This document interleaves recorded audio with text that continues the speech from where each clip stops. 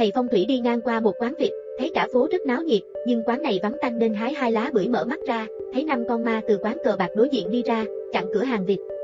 Ở cửa, đây là 5 con ma huyền thoại cản trở sự giàu có.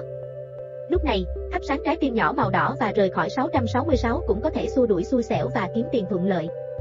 Trước khi Linh Ki Yên phát hiện ra điều đó, bên tai cô lại vang lên tiếng chim hót. Cô ngẩng đầu lên, anh nhìn một tổ chim sống trên xà nhà, có câu nói, tổ chim sẽ đóng cửa, tất cả đều chết. Anh không làm vậy. Biết đối phương có cừu hận gì với ông chủ, muốn giết hết bọn họ bằng một cái chết tàn khốc như vậy. Hóa ra chủ quán vịt tên là Vương Phát, mở một sòng bạc bên kia đường.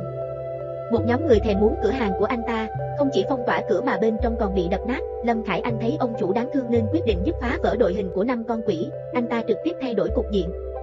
Tên nhà hàng Việt Quang Pha cho cửa hàng thịt Việt Quang Pha. Vào ngày nhà hàng Fever Đúc khai trương, khách hàng đổ xô đến đó, Linh Ki Yên cũng bắt đầu biểu diễn và con dao làm bếp trên tay là chìa khóa để phá vỡ đội hình. Với lần đầu tiên bị cắt, 5 con quỷ lao ra khỏi cửa. Tiếp theo con thứ hai, 5 con ma bị dao đâm khiến tất cả những người đánh bạc sợ hãi bỏ chạy. Con dao thứ ba là dùng ma của họ kéo đĩa của họ, 5 con ma trực tiếp biến thành 5 vệt sáng, họ đi thẳng vào con dao làm bếp. Linh Ki Yên nhìn thấy điều này, anh ta nhanh chóng lấy ra một đồng xu và niêm phong con dao làm bếp. Nhà hàng Việt quay dựa vào anh ta, vua dao thực sự đang nhộn nhịp với những người từ lúc đầu. Nơi đây từng là cửa chết không ma kiếm tiền, nhưng bây giờ nó đã trở thành nơi thịnh vượng không ma kiếm tiền. Linh Ki Yên trên đường đã có một ý nghĩ bất công, tuy nhiên, Quang F đã đẩy mình vào một vực thẳm không đáy. Bởi vì không hài lòng với sự xấu hổ của chủ tiệm cờ bạc Surusian dành cho mình nên anh ta đã cầm một con dao làm bếp định đập nát đối phương. Không những vậy, anh ta còn muốn vạch trần giới tính của Surusian trước công chúng, trước sự chứng kiến của những người xem. Surusian đành phải giả vờ thỏa hiệp, hứa sẽ không gây rắc rối cho Vương Phát nữa. Nhưng vừa bước lên ghế kiệu, Surusian đã mất bình tĩnh, quyết định tìm người giết Vương Phát. Ngày hôm đó, anh ta bị sốc. Anh ta đánh rơi chiếc xô và đến nhà hàng Việt.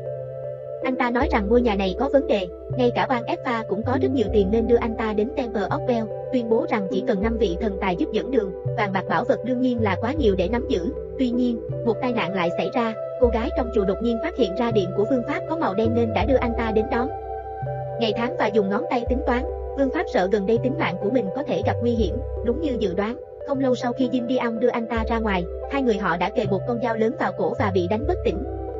Chờ Jin Dion. Khi tỉnh dậy, Quang F đã bị tra tấn không còn hình dáng con người. Một giây tiếp theo, anh ta bị tiêm thuốc độc. Jin Dion trốn thoát, anh đưa Quang F trở lại nhà hàng Việt quay và thấy Quang F đang hấp hối. Linh Ki Yên không biết phải làm gì, tôi nên làm gì. Đúng lúc này, âm thanh của đồng xu đột nhiên truyền đến bên tai tôi bước tới và nhìn thấy một đồng xu sáng ngời, bất kể là thần hay ác quỷ.